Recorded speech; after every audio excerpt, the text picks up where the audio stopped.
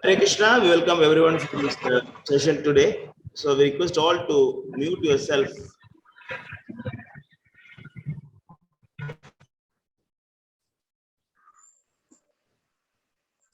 So,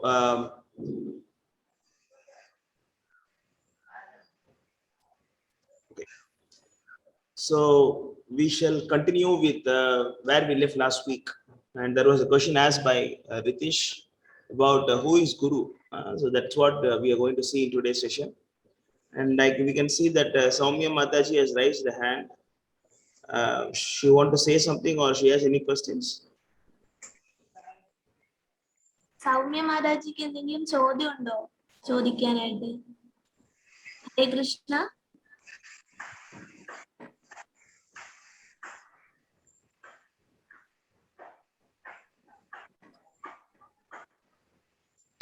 Okay. Om Namo Bhagavate Vasudevaya. Om Namo Bhagavate Vasudevaya. Om Namo Bhagavate Vasudevaya. Udyanattimirandasya Jnananjana Shalakaya Sakshurunmilitam Vena Tasmai Sri Gurave Namaha.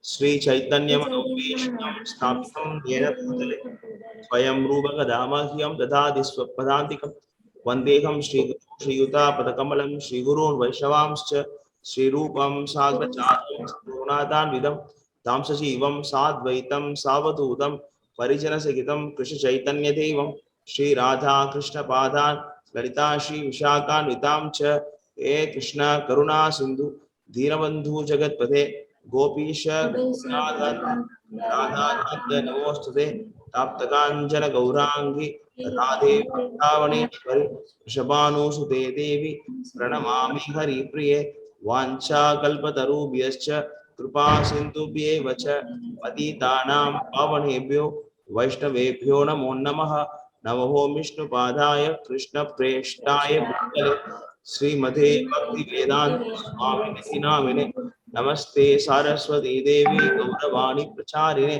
Nirvishesha Sunyapati Paschata Keshatarine Jai Sri Krishna Chaitanya Prabhu Nityananda Shri Advaita Gadadhara Shri Vasadi Gaurabhakta Vrinda Hare Krishna Krishna Krishna Hare Hare Hare Rama Rama Rama Hare Hare. So welcome everyone for today's session again. ഇന്നത്തെ ക്ലാസ്സിലേക്ക് എല്ലാവർക്കും സ്വാഗതം. So I was happy to see that you are all having a lot of good questions, and it makes me also more interested to present many things. എല്ലാവരും നല്ല രീതിയിൽ തന്നെ നല്ല ചോദ്യങ്ങളൊക്കെ ചോദിക്കുന്നുണ്ട്. അത് പ്രഭുവിന് ഒരു പ്രചോദനമാണ്. അത്രയൊക്കെ അന്വേഷിച്ച് ഉത്തരം പറയാനുള്ള ഒരു അവസരം നിങ്ങൾ ഒരുക്കി കൊടുക്കുകയാണ്.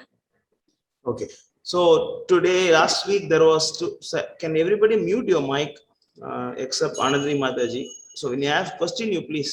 Otherwise, recording will not come properly, and whoever want to hear later on, like even Anandri Mataji, you have another login, you have to mute that. Otherwise, echo will come. You have another login now. You mute that one. Mute. Okay. I muted already. I don't see that symbol here. So everybody mute the mic, otherwise recording won't come properly.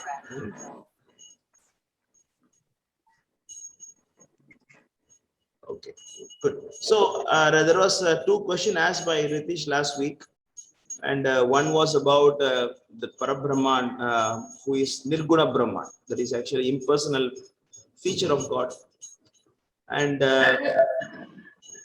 കഴിഞ്ഞ ക്ലാസ്സില് പരബ്രഹ്മം എന്താണ്, നിർഗുണ ബ്രഹ്മം എന്താണ് എന്നുള്ള അതിനെ സംബന്ധിച്ചിട്ടുള്ള ഒരു question ആയിരുന്നു ചോദിച്ചിരുന്നത്.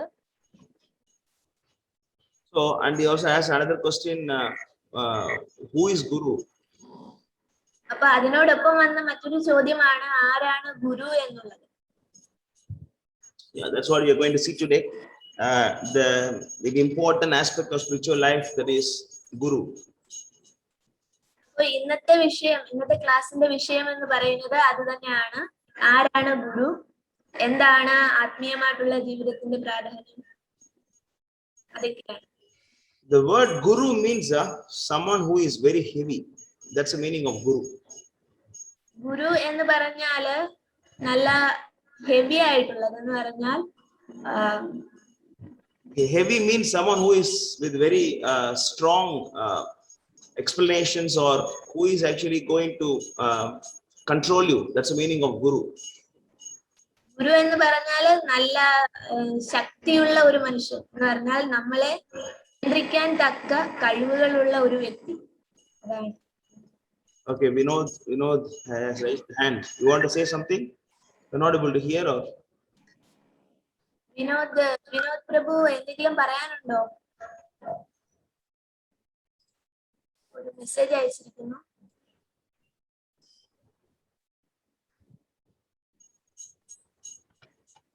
ജോയിൻ ചെയ്യുമ്പോ അങ്ങനെ ഇരുന്നാൻ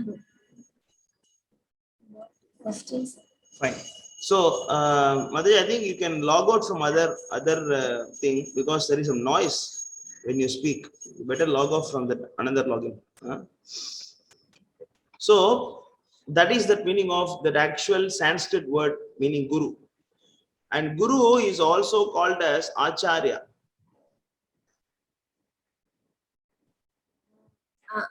ഗുരു എന്ന വാക്കിന്റെ സംസ്കൃതം അർത്ഥം അതാണ്. പിന്നെ മറ്റൊരു വേർഡാണ് ആചാര്യൻ എന്ന് പറയുന്നത് ഗുരു. Yeah. So acharya means teacher. ആചാര്യൻ എന്ന് പറഞ്ഞാൽ ആരാണ്? അധ്യാപകൻ. Achari means student. ആചാരി എന്ന് പറഞ്ഞാൽ വിദ്യാർത്ഥി. That's why normally there are some set of people, they are called as brahmachari. അതുകൊണ്ടാണ് ഒരു പ്രത്യേക വിദ്യാർത്ഥി സമൂഹത്തെ ബ്രഹ്മചാരി എന്ന് വിളിക്കുന്നത്. Actually, brahmachari is the first step of spiritual life. ആധ്യാത്മികമായിട്ടുള്ള ജീവിതത്തിലെ ആദ്യത്തെ കടമ്പ എന്ന് പറയുന്നത് ആ ബ്രഹ്മചാരി ആയിരിക്കുക എന്നുള്ളതാണ്. Actually, it is mentioned in the shastras that Adav Guru Ashrayam. The shastra says so. Guru Ashrayam. Aadav ഗുരു ആശ്രയം എന്ന് പറയുന്നുണ്ട് ശാസ്ത്രങ്ങളിൽ. Adav means first step. Adi. Adav come from the word Adi. Adi means there's a first step. ആദി എന്ന് പറഞ്ഞാല് ആദ്യത്തെ കടമ്പ, ആദ്യത്തെ step. So Adav Guru Ashrayam. Ashrayam means take shelter. Adav Guru ആശ്രയത്തില് ആദവ് എന്ന് പറയുന്നത് എന്താണ്? ആദ്യത്തെ കടമ്പ. പിന്നെ പറയുന്നത് ഗുരു ആശ്രയം. ഗുരു ആശ്രയം എന്ന് പറഞ്ഞാൽ ഗുരുവിനെ ആശ്രയിക്കുക. So that is the first responsibility of human life, is that you should take a spiritual master.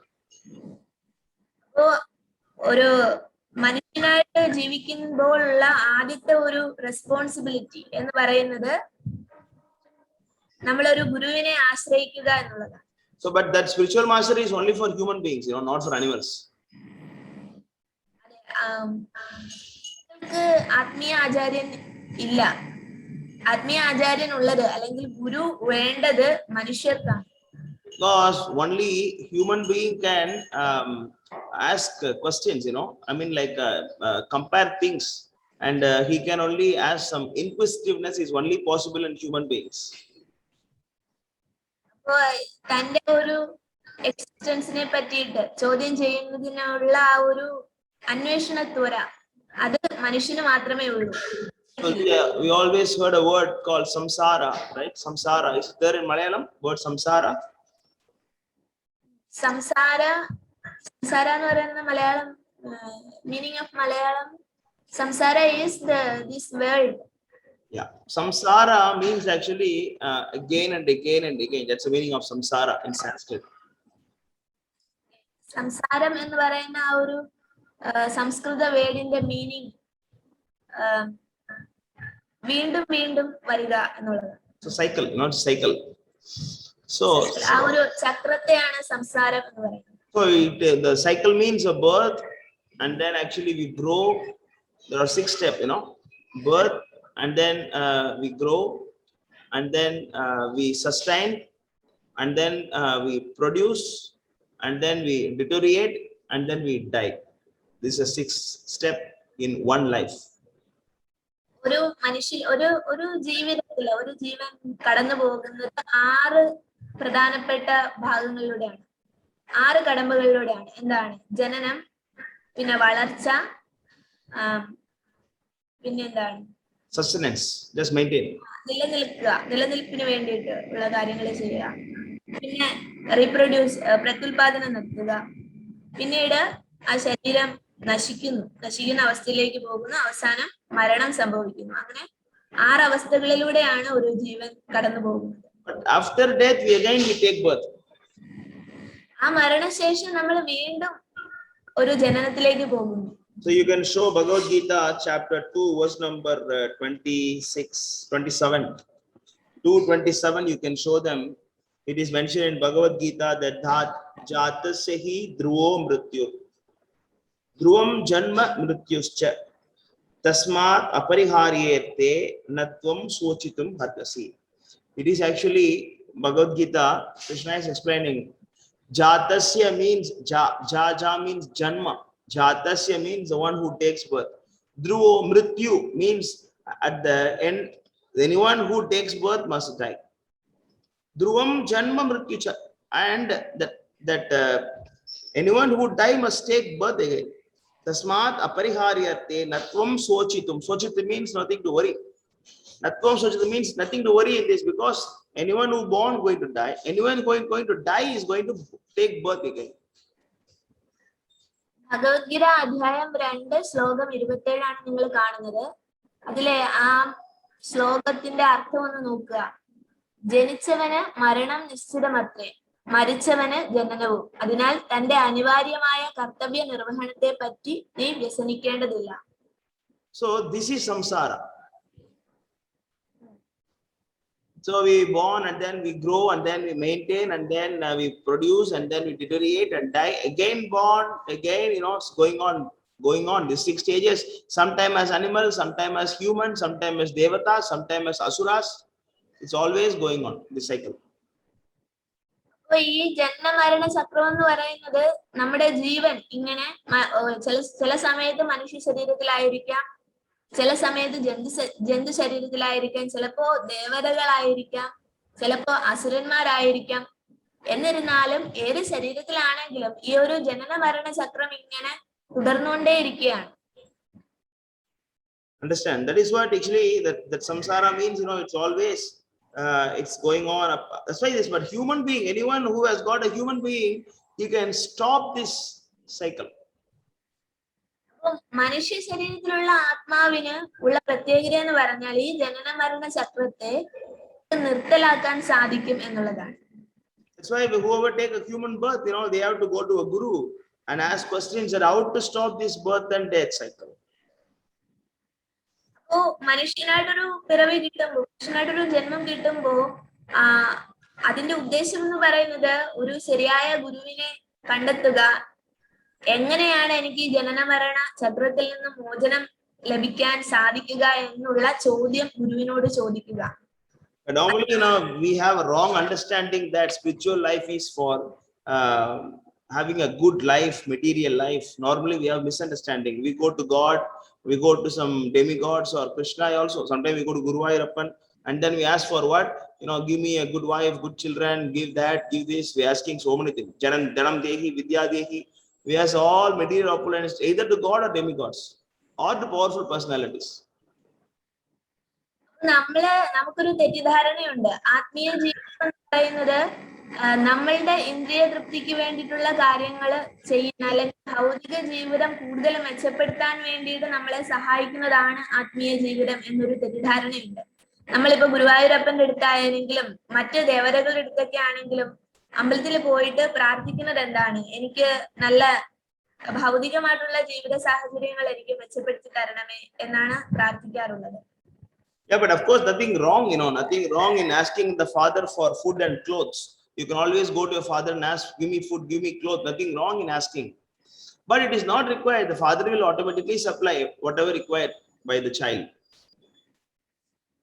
അപ്പോ ഒരു പിതാവിന്റെ അടുത്ത് എനിക്കിന്നത് വേണം, എനിക്ക് നല്ല ഭക്ഷണം വേണം, നല്ല ഉടുപ്പ് വേണം എന്നൊക്കെ ചോദിക്കുന്നതില് തെറ്റൊന്നുമില്ല. പക്ഷെ നമ്മൾ ചോദിച്ചാലും ഇല്ലെങ്കിലും ഒരു പിതാവ് തന്റെ മക്കൾക്ക് വേണ്ടത് എന്താണെങ്കിലും ഏത് വഴിയാണെങ്കിലും നൽകുന്നതാണ്.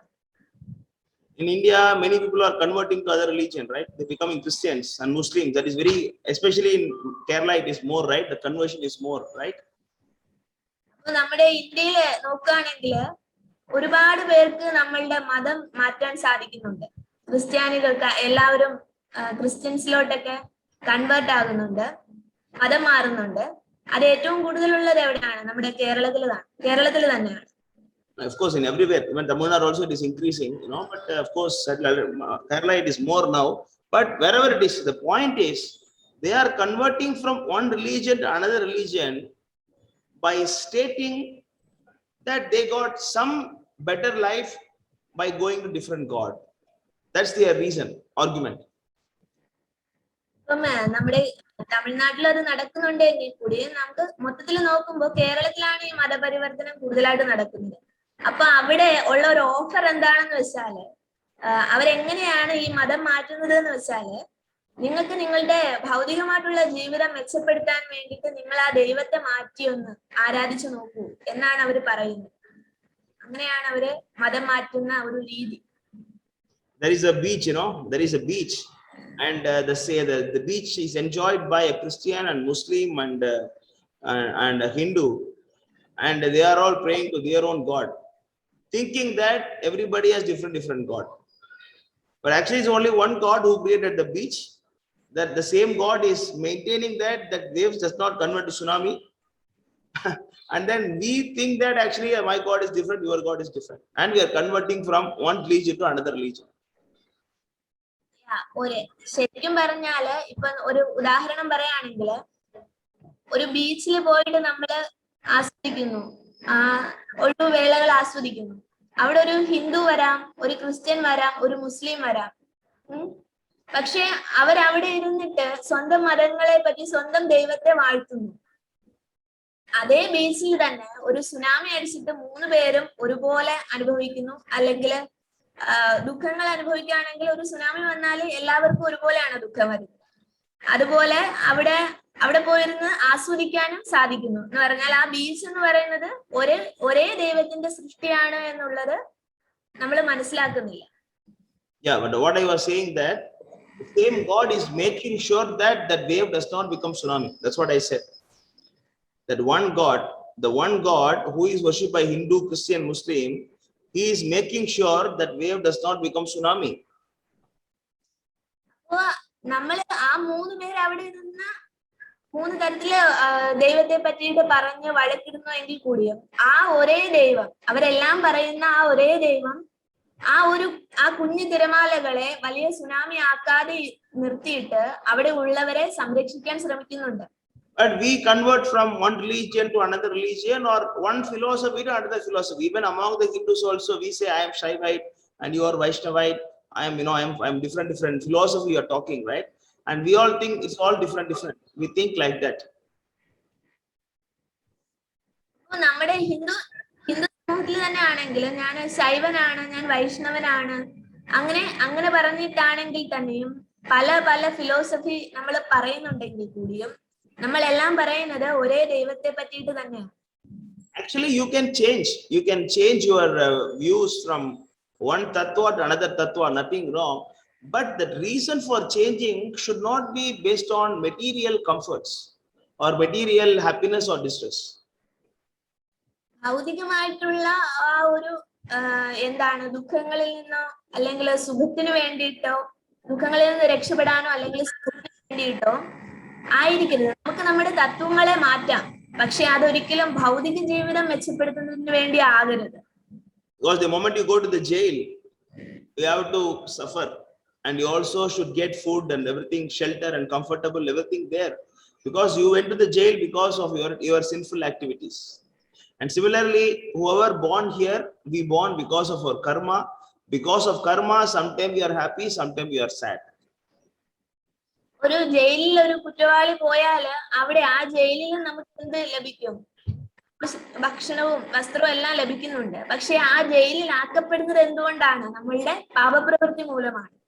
അതുപോലെയാണ് നമ്മുടെ കർമ്മഫലം അനുസരിച്ചാണ് നമുക്ക് ഇവിടെ ഓരോരുത്തർക്കും ഓരോ ശരീരം ലഭിച്ചിട്ടുള്ളത്. So there is one powerful prayer told by Prahlad Maharaj in Srimad Bhagavatam, Canto 7, Chapter 6, verse number 3. That actually is saying that Sukham Aitendriyakam Deitya Deha Yogena Dehinam Sarvatra labhyate devat yatha dukkam ayatnatah. It means sukam aitendriyakam daityat degayogena dehina means all the living entities, they are taking some happiness in this life. Everybody is happy now. A pig is also happy. Even swan is happy. Crow is happy. Animals are happy. Humans are happy. Everybody is happy. Prahlada മഹാരാജാവിന്റെ ഒരു പ്രാർത്ഥനയാണ് ആ പറഞ്ഞത്, ഒരു ശ്ലോകമാണ് ആ പറഞ്ഞത്. അദ്ദേഹം പറയുന്നത് എന്താണ്, എല്ലാ ജീവജാലങ്ങൾക്കും ഏതെങ്കിലും തരത്തില് ഒരു ചെറിയ സന്തോഷം ലഭിക്കുന്നുണ്ട്. But he is saying that sarvatra labhyate devat. Devat means because of your karmic reactions under the supervision of God and depends upon your karma, good and bad activities what we have done in the past. Sometimes we get happiness, sometimes we get distress. അപ്പൊ ആ സുഖവും ദുഃഖവും മാറി മാറി വരുന്നതിന്റെ കാരണം എന്ന് പറയുന്നത് നമ്മളുടെ കർമ്മങ്ങളാണ്. നമ്മൾ മുൻപ് ചെയ്തിട്ടുള്ള കർമ്മങ്ങളുടെ ഫലമാണ് നമുക്കുണ്ടാകുന്ന സുഖമാണെങ്കിലും ദുഃഖമാണെങ്കിലും. But we think that, like I become Christian, I become Muslim, and I become, Vaishnava, and because of that only I got happiness or distress. We are experiencing like that. നമ്മൾ എന്താണ് ചിന്തിക്കുന്നത്, നമുക്ക് ആ സന്തോഷം ലഭിക്കുന്നത് നമ്മള് ഇന്ന മതത്തിലായിരിക്കുന്നത് കൊണ്ടാണ് എന്ന് നമ്മൾ വിചാരിക്കുന്നു. ഒരിക്കലും അങ്ങനെയല്ല, നമ്മുടെ കർമ്മങ്ങളുടെ ഫലമാണ്. It's like one boy was standing on the bus station looking for the bus, and suddenly the crow sitting on the nearby tree and flew away, and then immediately the crow flew away, the bus came, and the boy thought that yes, because of the crow flew away, the bus came. I could not understand. No, there was a boy standing on the bus station waiting for the bus. You can translate. ഒരു കുട്ടി bus സ്റ്റോപ്പിൽ നിൽക്കുകയാണ്, bus കാത്തിരിക്കുകയാണ്. The bus did not come for a long time. He was waiting. Bus did not come. ആ bus വന്നില്ല. കുറെ നേരം wait ചെയ്തിട്ടും കുറെ നേരം കാത്തു നിന്നിട്ടും ബസ് വന്നിട്ടില്ല. So there was a tree nearby, and there was a crow sitting on the tree. അവിടെ ഒരു ആൾക്കൂട്ടം ഒരു മരത്തിന് കീഴിലുണ്ട് ഇരിക്കായിരുന്നു. Crow. കാക്ക. Yeah. The crow suddenly fly away. ആ കാക്ക പെട്ടെന്ന് പറന്നുപോയി. The bus came immediately. അപ്പോഴത്തേക്ക് ആ ബസ് പെട്ടെന്ന് വരികയും ചെയ്തു. And this boy thought, yes, that crow is very inauspicious. As long as the crow was there, bus did not come. That's because the crow flew away, the bus came. He thought like that. അപ്പൊ ആ കുട്ടി വിചാരിക്കുകയാണ് ആ പക്ഷി പറന്നു പോയത് കൊണ്ടാണ് ആ ബസ് അന്നേരം അവിടെ വന്നത്. ആ കാക്ക അവിടെ ഇരിപ്പുണ്ടെങ്കിൽ ബസ് വരില്ല, അങ്ങനെ ചിന്തിക്കുകയാണ്. That's how the people in Kali Yuga, they always change religion or belief or faith. They always changing like that. Because good and bad is automatically happening because of his karma. അപ്പൊ ഇങ്ങനെയാണ് നമ്മള് മതം മാറുന്നതിന്റെ ആ ഒരു പ്രധാനപ്പെട്ട ഒരു reason ഇങ്ങനെയാണ് നമ്മുടെ ചിന്താരീതി. അതുകൊണ്ടാണ് ഇങ്ങനെ മതം മാറുന്നത് ആളുകൾ. Not only madam, not only religion, even your faith also. Suddenly they become Shiva devotees, suddenly they become Durga devotee or Sai Baba devotee, Even among the Hinduism also, they convert from one faith to another faith. നമ്മളുടെ ഹിന്ദുക്കളാണെങ്കിൽ തന്നെയും ഹിന്ദു സമൂഹത്തിലാണെങ്കിൽ തന്നെ നമുക്ക് എന്താണ് നമുക്ക് നല്ലത് കിട്ടുന്നത് ഇന്ന ദൈവത്തെ വിളിക്കുമ്പോഴാണ്, ദൈവത്തെ പ്രാർത്ഥിക്കുമ്പോഴാണ് എന്ന് വിചാരിച്ചിട്ടാണ് നമ്മളുടെ വിശ്വാസങ്ങൾ തന്നെ മാറുന്നത്. ഇപ്പൊ ശിവനെ ആരാധിച്ചാല് ഇന്നത് ലഭിക്കും, ദുർഗയെ ആരാധിച്ചാൽ ഇന്നത് ലഭിക്കും, അങ്ങനെ. But what we have to understand is that either you worship God or you don't worship God, your happiness and distress cannot be stopped. അപ്പോ നിങ്ങൾ എന്താണ് മനസ്സിലാക്കേണ്ടതെന്ന് വെച്ചാല്, നമ്മൾ ഏത് ദൈവത്തെ ആരാധിച്ചാലും നമ്മളുടെ കർമ്മഫലങ്ങള് നമ്മൾ അനുഭവിച്ചേ തീരുള്ളൂ. നമ്മളുടെ നല്ലതാണെങ്കിലും ചീത്തയാണെങ്കിലും അത് നമ്മൾ അനുഭവിച്ചേ തീരുള്ളൂ. That's why those who are intelligent people, they don't care so much about all this. While translating, you can just open Bhagavad Gita chapter 2 verse 14 and you can translate. Chapter 2 verse 14. You translate now. Yeah. 2:14. So that's why those who are intelligent people, they don't waste their time in all these addressing that happiness and distress. 14. Yeah, 2:14. Here Krishna is saying in Bhagavad Gita, Matra sparshastu kaunteya sitoshna sugha dukkada agama payino nitya tam didikshasva bharata. അപ്പോ ബുദ്ധിയുള്ള മനുഷ്യരെന്ന് പറഞ്ഞാല് ഈ ഒരു കാര്യത്തില് എന്ന് പറഞ്ഞാല് തനിക്ക് സംഭവിക്കുന്ന നല്ലതും ചിന്തയുമായിട്ടുള്ള കാര്യങ്ങളില് അസ്വസ്ഥരാകാറില്ല. അതാണ് അധ്യായം 2 ശ്ലോകം 14 പറയുന്നത്. ഹേ കുന്തിപുത്ര, ക്ഷണികങ്ങളായ സുഖദുഃഖങ്ങളുടെ വരവും പോക്കും മഞ്ഞുകാലത്തിന്റെയും വേനൽക്കാലത്തിന്റെയും ഗതിവിഗതികൾ പോലെയത്രേ. ഇന്ദ്രിയാനുഭൂതികളിൽ നിന്ന് അവ ഉണ്ടാകുന്നു. ഹേ ഭാരത, അവയെ അസ്വസ്ഥനാകാതെ സഹിക്കാൻ ഒരാൾ പഠിക്കണം. Not only that, even Krishna is saying in Bhagavad Gita, chapter 8, verse number 15. 8:15 you can go. And there Krishna is describing this world as dukkha alayam. 8:15. Yeah. Chapter 8, verse number 15. You can see there. Actually, this world is full of dukkha. Happiness is very less here. 8:15 അധ്യായം 8 ശ്ലോകം 15 ആണ് നമ്മൾ പറയുന്നത്. ഭക്തിയോഗം കൊണ്ട് എന്നെ പ്രാപിച്ച മഹാത്മാക്കൾ പരിപൂർണത നേടിയവരാകയാൽ പിന്നീട് ദുഃഖപൂർണവും അസ്ഥിരവുമായ ഈ ലോകത്തിലേക്ക് തിരിച്ചു വരുന്നില്ല. So Krishna is saying two things. In this verse he is saying that this world is full of dukkha, and the previous verse he says that you tolerate that. Understand? അപ്പോ ആദ്യത്തെ ശ്ലോകത്തിൽ എന്താണ് പറഞ്ഞത്? 2:14 എന്താണ് പറഞ്ഞത്? നമ്മൾ എപ്പോഴും നമുക്കുണ്ടാകുന്ന ആ ഒരു സുഖമാണെങ്കിലും ദുഃഖമാണെങ്കിലും അതിൽ അസ്വസ്ഥനാകാതെ സഹിക്കാൻ പഠിക്കുക. പിന്നീട് എന്താണ് പറയുന്നത്? 8-ാം അധ്യായത്തില് 15-ാം ശ്ലോകത്തിൽ എന്താണ് പറയുന്നത്? എന്റെ ഭക്തിയിലും ഒഴുകി എന്റെ അടുത്ത് വരുന്നുവെങ്കിൽ ഒരിക്കലും ഈ ഒരു ദ്വന്ദ്ങ്ങൾ നിറഞ്ഞെന്ന് പറഞ്ഞാൽ സുഖവും ദുഃഖവും നിറഞ്ഞ ഈ ഒരു ലോകത്ത് പിന്നീട് ഒരു പിറവി ഉണ്ടാകുന്നില്ല. So that is why that, as I said before, those who are intelligent will go to Guru asking questions only about spiritual life. They don't waste their time on how to get money, how to become rich. They don't ask this. അപ്പോ അതാണ് പറയുന്നത്, യഥാർത്ഥമായിട്ട് ബുദ്ധിയുള്ള മനുഷ്യര് എന്താണ് ചെയ്യുന്നതെന്ന് പറഞ്ഞാല് ആധ്യാത്മിക ഗുരുവിനെ സമീപിച്ച് തന്റെ ആത്മീയമായിട്ടുള്ള പുരോഗതിക്ക് ആവശ്യമുള്ള ചോദ്യങ്ങൾ ചോദിക്കുകയും ആത്മീയ എന്ന് പറഞ്ഞാല് ഈ ഒരു ജനന മരണ ചക്രത്തിൽ നിന്ന് മുക്തി നേടാനുള്ള മാർഗം അത് ചോദിച്ച് അന്വേഷിച്ചറിയുകയാണ് ചെയ്യുന്നത് ഒരു ഗുരുവിൽ നിന്ന്. അല്ലാതെ ഭൗതികമായിട്ടുള്ള ജീവിതം എങ്ങനെ മെച്ചപ്പെടുത്താം എന്ന് ഒരിക്കലും ഒരു ഗുരുവിനോട് ഒരു ബുദ്ധിയുള്ള മനുഷ്യൻ പോയി ചോദിക്കാറില്ല. In other words, even the guru also, a proper guru, he will not tell you how to gain money, how to become rich, how to become famous. He won't tell you all these things. അതുപോലെ തന്നെ പ്രധാനപ്പെട്ട മറ്റൊരു കാര്യമാണ്, ഒരു യഥാർത്ഥ ഗുരുവിനെയാണ് നിങ്ങൾ സമീപിക്കുന്നതെങ്കിൽ അദ്ദേഹം ഒരിക്കലും നിങ്ങൾക്ക് എങ്ങനെ ഭൗതികമായിട്ടുള്ള സുഖ സൗകര്യങ്ങൾ വർദ്ധിപ്പിക്കാം അതിനു വേണ്ടിയിട്ടുള്ള ഉപദേശങ്ങൾ ഒരു യഥാർത്ഥ ഗുരു ഒരിക്കലും നിങ്ങൾക്ക് നൽകില്ല. Such guru only go to jail after some time.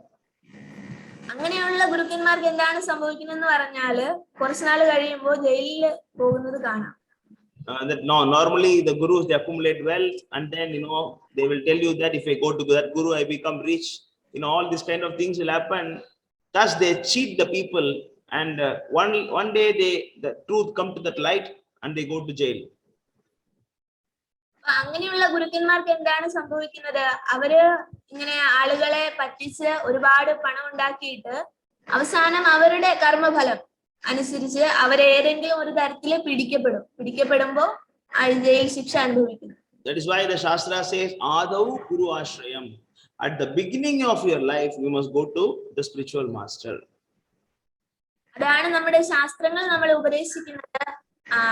നമ്മുടെ ജീവിതത്തിന്റെ ആദ്യ ഘട്ടത്തിൽ തന്നെ നമ്മൾ ഒരു ഗുരുവിനെ സമീപിച്ച് ചോദ്യങ്ങൾ ചോദിക്കണം. Even chapter 4 verse 34, Krishna is explaining what an intelligent man do. That is explained by Krishna in Bhagavad Gita chapter 4 verse 34, and he is saying that can show the Sanskrit. Yes. It's a very important sloka from Bhagavad Gita. See, for Arjuna, Krishna is Guru. No doubt about it. No.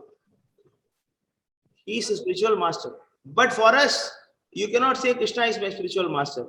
Because Krishna is not standing in front of you. No?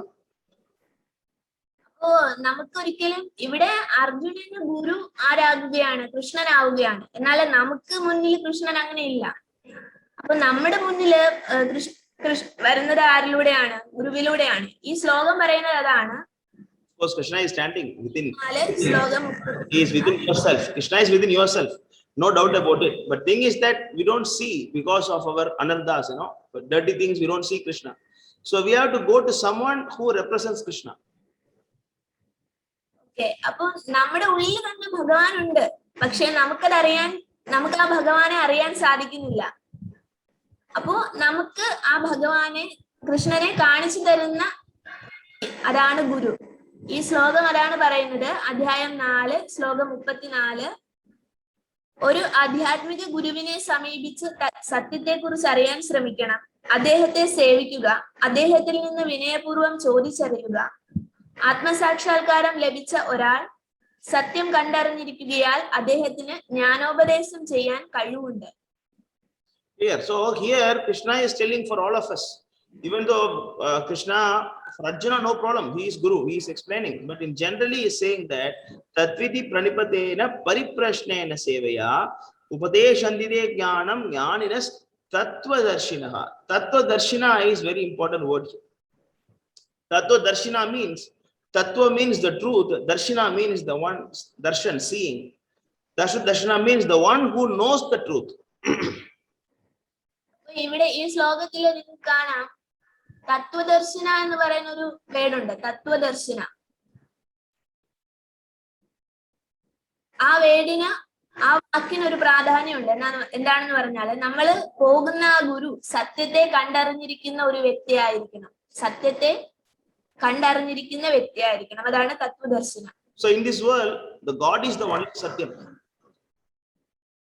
God is only truth, because all of us are actually, we are trapped within the body, and we have a death. I mean, the body has a death. We are always going to change things. Only one thing permanent in the world is God. That's why the truth means the ultimate truth, which is God, Krishna. ഈ ലോകത്തെ ഒരേ ഒരു സത്യം എന്ന് പറയുന്നത് ആരാണ്? ദൈവം മാത്രമേ ഉള്ളൂ. നമ്മളൊക്കെ ആത്മാക്കള് ആണെങ്കിലും നമ്മളൊക്കെ എന്താണ് ഈ ശരീരത്തിൽ പെട്ടുപോയിരിക്കുകയാണ്. ബാക്കി എല്ലാം ഈ ലോകത്തുള്ളതെല്ലാം നശ്വരമാണ്. ഒരേ ഒരു സത്യം എന്ന് പറയുന്നത് കൃഷ്ണൻ മാത്രമാണ്. So Guru is not someone who is going to make you rich, or who is going to supply you a good wife or good children. He is not some broker or agent. He can help you with all material prosperities. നിങ്ങൾ ഒരിക്കലും ഒരു ഗുരുവിനെ നിങ്ങളുടെ ഭൗതികമായിട്ടുള്ള ജീവിതം മെച്ചപ്പെടുത്താനുള്ള ഒരു വ്യക്തിയായിട്ട് കാണരുത്. അദ്ദേഹം നിങ്ങൾക്ക് കുറെ പൈസ തരുമെന്നോ പണം തരുമെന്നോ അല്ലെങ്കിൽ നല്ലൊരു ഭാര്യയെ കണ്ടുപിടിക്കാനുള്ള വഴി തരുമെന്നോ അങ്ങനെയൊന്നും പ്രതീക്ഷിക്കരുത് ഒരു ഗുരുവിൽ നിന്ന്.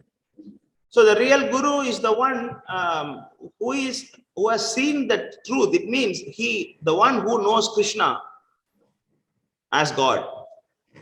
ഒരു ശരിയായ ഗുരു എന്ന് പറയുന്നത് കൃഷ്ണനാണ് ദൈവം എന്ന് തിരിച്ചറിഞ്ഞ വ്യക്തിയാണ് ഗുരു. Some noise is there. Okay. It means actually he knows the 3 features of God, as I discussed last week. 3 features: the Brahman, Paramatma, and Bhagavan. The one who knows all the 3 things, and he should be God. He should be God or Guru, Prabhu? Sorry, Guru. Okay. അപ്പോ ഒരു ഗുരു എന്ന് പറഞ്ഞാൽ എന്താണ്? ഭഗവാനെ ഈ 3 അവസ്ഥകളിലും അറിയാവുന്ന വ്യക്തിയാണ് ഗുരു. ഇതൊക്കെയാണ് 3 അവസ്ഥകള്: പരമാത്മ ആൻഡ് ഭഗവാൻ. അപ്പോ ആ 3 അവസ്ഥകളെ പറ്റിയിട്ടും അറിയാവുന്ന ഒരു വ്യക്തിയാണ് യഥാർത്ഥ ഗുരു. So that you have to understand. Otherwise, you'll be cheated. You know, like as long as you want to be cheated, there is someone to cheat you. അപ്പൊ ഇതൊക്കെയാണ് ശ്രദ്ധിക്കേണ്ട കാര്യം. ഒരു ഗുരുവിനെ സമീപിക്കുമ്പോൾ നമ്മൾ ശ്രദ്ധിക്കേണ്ട കാര്യം ഇതാണ്. നിങ്ങൾക്ക് ചതിക്കപ്പെടാൻ ആഗ്രഹമുണ്ട് എങ്കിൽ തീർച്ചയായിട്ടും അവിടെ ചതിക്കാനുള്ള ആളുകളും ഉണ്ടായിരിക്കും. That's why our guru, who is sitting behind me, you can see, right, Prabhupada, he always says that ask lot of questions before you accept someone as guru. നിങ്ങൾക്ക് പ്രതിമ കാണാം. അദ്ദേഹത്തെയാണ് ഞങ്ങൾ ഗുരുവായിട്ട് സ്വീകരിച്ചിരിക്കുന്നത്. അപ്പൊ അദ്ദേഹം ഞങ്ങളോട് പറഞ്ഞിട്ടുള്ള കാര്യം ഇതാണ്: ഒരു ഗുരുവിനെ തിരഞ്ഞെടുക്കുന്നതിന് മുമ്പ് ഒരുപാട് ചോദ്യങ്ങള് നിങ്ങൾ ആ ഗുരുവിനോട് ചോദിച്ചിരിക്കണം. And after you accept the guru, no more questions, just follow him.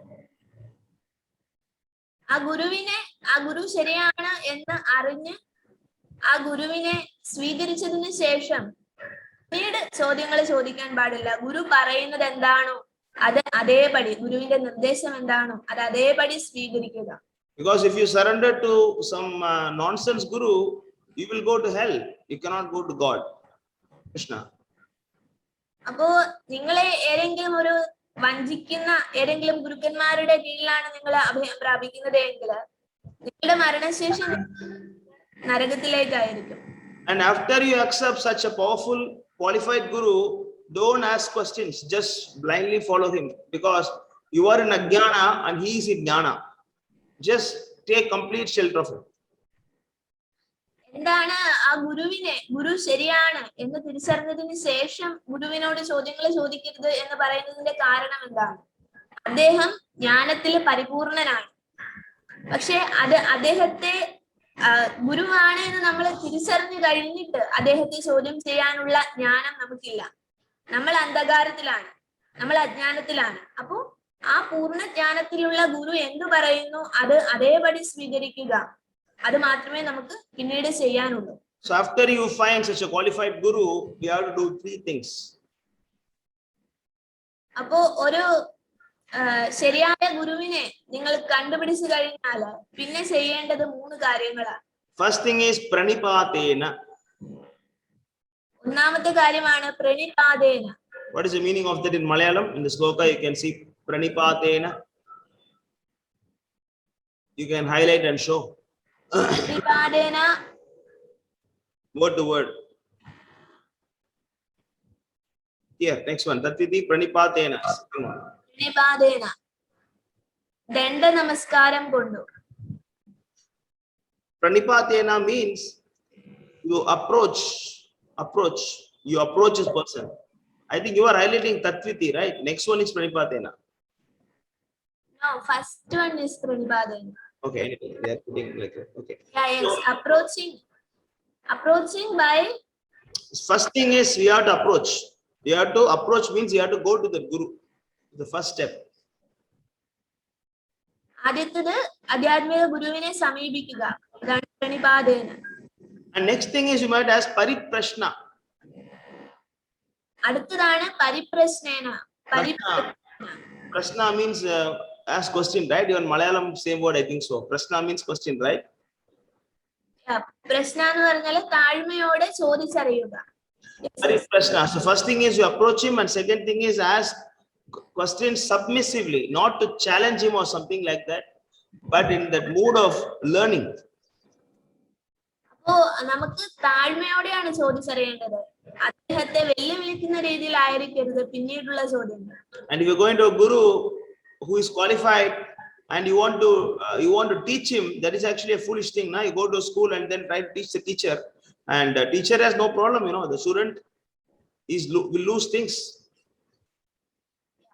നിങ്ങൾ ഒരു സ്കൂളിൽ ജോയിൻ ചെയ്ത് കഴിഞ്ഞിട്ട് അവിടെ ചെന്നിട്ട് ഒരു ടീച്ചറിനെ പഠിപ്പിക്കുന്നത് പോലെയാണ് നമ്മൾ ഒരു ഗുരുവിനെ സ്വീകരിച്ചു കഴിഞ്ഞിട്ട് പിന്നീട് ആ ഗുരുവിനെ വെല്ലുവിളിക്കുന്ന രീതിയിലുള്ള ചോദ്യങ്ങൾ ചോദിക്കാനുള്ളത്. And the next thing is sevaya. You must serve. പിന്നീടുള്ള കാര്യമാണ് സേവയ. സേവ കൊണ്ട് സേവ ചെയ്യണം. So the approaching is actually quite an interesting word. based on present time and scenario. ഈ പ്രണിപാതേന എന്ന് പറയുന്ന ആ വാക്കിന് വളരെ പ്രാധാന്യമുണ്ട് ഇപ്പോഴത്തെ ഒരു സാഹചര്യത്തിൽ. So in approaching, approaching means, you are actually asking questions to him and staying with him. That is actually the actual meaning in olden days, because there is no technology, nothing. If you want to approach a guru, you must go to his ashrama. You have to stay in his ashrama and ask questions. പണ്ടുള്ള കാലത്ത് ഈ ഒരു ചോദ്യങ്ങൾ ചോദിക്കുക, സമീപിക്കുക, പ്രണിപാതേന എന്ന് പറഞ്ഞാൽ ഉദ്ദേശിക്കുന്നത് അദ്ദേഹത്തെ, ഗുരുവിനെ സമീപിച്ച് അദ്ദേഹത്തിന്റെ കൂടെ താമസിച്ച് അങ്ങനെ അദ്ദേഹത്തിന് സേവ ചെയ്ത് അങ്ങനെയായിരുന്നു അറിവ് നേടേണ്ടത്.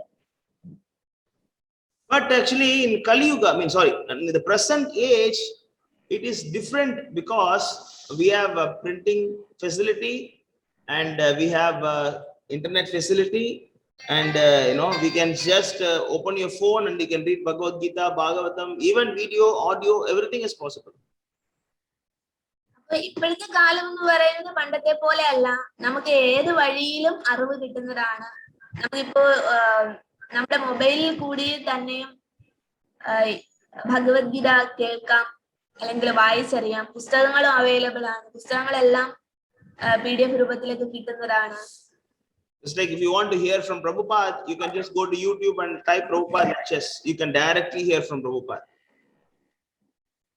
ശ്രീല പ്രഭുപാദരുടെ നിർദ്ദേശങ്ങളാണ് നിങ്ങൾ കേൾക്കേണ്ടതെങ്കിൽ അദ്ദേഹത്തിന്റെ യൂട്യൂബില് സെർച്ച് ചെയ്തിട്ട് ശ്രീല പ്രഭുപാദ ലെക്ചേഴ്സ് എന്ന് കൊടുത്താൽ അദ്ദേഹത്തിന്റെ ക്ലാസ്സുകൾ നിങ്ങൾക്ക് കേൾക്കാവുന്നതാണ്. That's why, definitely I am not a guru. The guru is Prabhupada, and I'm just a teacher, who is teaching based on what Prabhupada is teaching you. So when you want to surrender to Guru, and not like you're surrendering to me, but you're surrendering to Prabhupada, and by listening the lectures or reading books, in this way you are approaching Prabhupada. Srila പ്രഭുപാദരെ എന്ന ഗുരുവിനെയാണ് നിങ്ങൾ സ്വീകരിക്കുന്നത് എങ്കിൽ അദ്ദേഹത്തിന് മുന്നിൽ നിങ്ങൾ ശരണമടയേണ്ടത് എങ്ങനെയാണെന്ന് വെച്ചാൽ അദ്ദേഹത്തിന്റെ നിർദ്ദേശങ്ങൾ പാലിക്കുക, അദ്ദേഹത്തിന്റെ പുസ്തകങ്ങൾ വായിക്കുക, അദ്ദേഹത്തിന്റെ ലെക്ചറുകൾ കേൾക്കുക. അങ്ങനെയാണ് ഇദ്ദേഹം പറയുന്നു. പ്രഹ്ലാദ് ഭക്ത പ്രഭു പറയുന്നത് ഇതാണ്, അദ്ദേഹമല്ല ഗുരു. അദ്ദേഹം എന്താണ് ശ്രീല പ്രഭുപാദര് പറഞ്ഞിട്ടുള്ളത് അതേപടി മറ്റുള്ളവർക്ക് പറഞ്ഞു കൊടുക്കുക മാത്രമേ ചെയ്യുന്നുള്ളൂ. അപ്പോൾ യഥാർത്ഥമായിട്ടുള്ള ഗുരു എന്ന് പറയുന്നത് Srila പ്രഭുപാദരാണ്. So when you hear from me, I'm repeating what Prabhupada said. I'm just showing all Bhagavad-gita, Bhagavatam, all verses from Prabhupada books, and then I'm repeating just like a parrot what is told by Prabhupada. So when you hear from me, you are actually not hearing from me but from Prabhupada. അപ്പോ പ്രഹ്ലാദ് പ്രഭു എന്താണ് പറയുന്നത് എന്ന് വെച്ചാല് അദ്ദേഹം സംസാരിക്കുമ്പോൾ അദ്ദേഹത്തിൻ്റെതായിട്ടുള്ള ഒന്നും അദ്ദേഹം നമുക്ക് വേണ്ടി പറയുന്നില്ല. ഈ ക്ലാസ്സിലാണെങ്കിലും നിങ്ങൾക്ക് കാണാവുന്നതാണ്, ശ്രീല പ്രഭുപാദരുടെ പുസ്തകമാണ് വായിക്കുന്നത്. അപ്പൊ പ്രഹ്ലാദ് പ്രഭു ക്ലാസ് എടുക്കുമ്പോഴാണെങ്കിലും നിങ്ങളെ ഇൻഡയറക്ട്ലി പരോക്ഷമായിട്ട് ശ്രീല പ്രഭുപാദർ തന്നെയാണ് കേട്ടുകൊണ്ടിരിക്കുന്നത്. എന്ന് പറഞ്ഞാല് അദ്ദേഹം ശ്രീല പ്രഭുപാദരുടെ പുസ്തകങ്ങളിൽ എന്താണ് പറയുന്നത് എന്ന് മാത്രമേ പറയുന്നുള്ളൂ. So that tatviti pariprashnena and sevaya, this is done. Then what happened? He will do upadekshanti te jnanam. He will give you knowledge, and you are approaching him and then asking question to him, and then you are serving him. What the Prabhupada Guru give back to you is that he will give you that jnanam. ഇത്രയും നിങ്ങൾ ചെയ്യുമ്പോ അദ്ദേഹത്തെ സമീപിച്ച്, ഗുരുവായിട്ടുള്ള പ്രഭുപാദരെ സമീപിച്ച് അദ്ദേഹത്തിന്റെ പുസ്തകങ്ങളിലൂടെയൊക്കെ അറിവ് നേടാൻ ശ്രമിക്കുമ്പോ അദ്ദേഹം എന്താണ് നിങ്ങൾക്ക് തരുന്നത്? അദ്ദേഹത്തിന്റെ വാക്കുകളിലൂടെ, ആ പുസ്തകങ്ങളിലൂടെ അദ്ദേഹം നിങ്ങൾക്ക് ജ്ഞാനത്തെ ഉപദേശിക്കും. അതാണ് ഉപദേക്ഷ്യന്തി എന്ന് പറയുന്നത്. Jnanam is not Bauddhika Jnanam, it is actually Adhyatmic Jnanam. That is actually not material knowledge, it is spiritual knowledge. He will tell you that you are not a body, just like Krishna started in Bhagavad Gita, right? He started that Arjuna, that you are not the body, you are a soul. And then slowly he is telling that he is God, and then finally asking Krishna, as Arjuna, to surrender to him. That is Bhagavad Gita. ഭഗവത്ഗീതയിൽ തന്നെ നമ്മൾ എന്താണ് കാണുന്നത്? ഭൗതികമായിട്ടുള്ള ജ്ഞാനമല്ല അദ്ദേഹത്തിന് ഉപദേശിച്ചു കൊടുക്കുന്നത്. ഭൗതിക ജീവിതം എങ്ങനെ മെച്ചപ്പെടുത്താമെന്നുള്ള ജ്ഞാനമല്ല കൃഷ്ണൻ അർജുനൻ ഉപദേശിക്കുന്നത്. അതുകൊണ്ട് തന്നെ ഗുരുവും അങ്ങനെ തന്നെയാണ് ചെയ്യുന്നത്. ഗുരു ഒരിക്കലും ഭൗതികമായിട്ടുള്ള ജീവിതം മെച്ചപ്പെടുത്താനുള്ള ജ്ഞാനമല്ല ഉപദേശിക്കുന്നത്. ആദ്യം തന്നെ കൃഷ്ണൻ അർജുനനോട് പറയുന്നത് എന്താണ്? നീ ശരീരമല്ല ആത്മാവാണ് എന്നുള്ള കാര്യമാണ്. പിന്നീടാണ് ഉപദേശങ്ങൾ തുടങ്ങുന്നത്. അപ്പൊ ആ ആത്മാവാണ് എന്നുള്ള ആ ഒരു അടിസ്ഥാന ബോധത്തിൽ നിലനിന്നുകൊണ്ടുള്ള ജ്ഞാനമാണ് ഗുരുവാണെങ്കിലും ഉപദേശിക്കുന്നത്. As we discussed earlier, that Guru will teach you only this. He will not teach you material stuff. And Krishna is such a Guru. Of course, he is God, but he is also Guru for Arjuna. എന്താണ് കൃഷ്ണൻ എന്ന് പറയുന്നത് അർജുനന്റെ ഗുരു ആവുകയാണ് ഭഗവത്ഗീതയിൽ.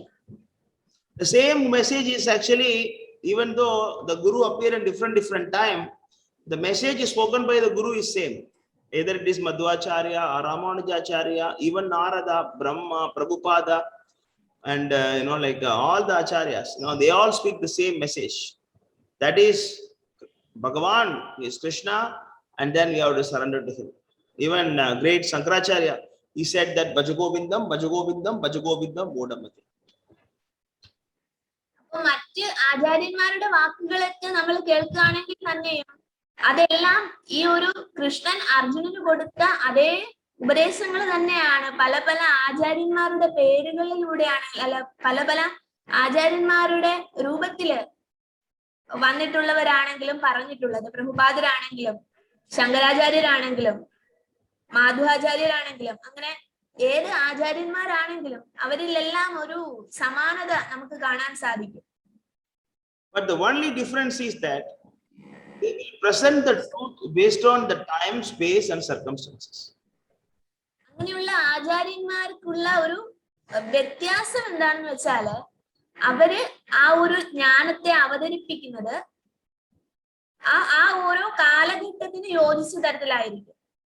So that's why we can see in Bhagavatam that Brahma spoke the knowledge to Narada.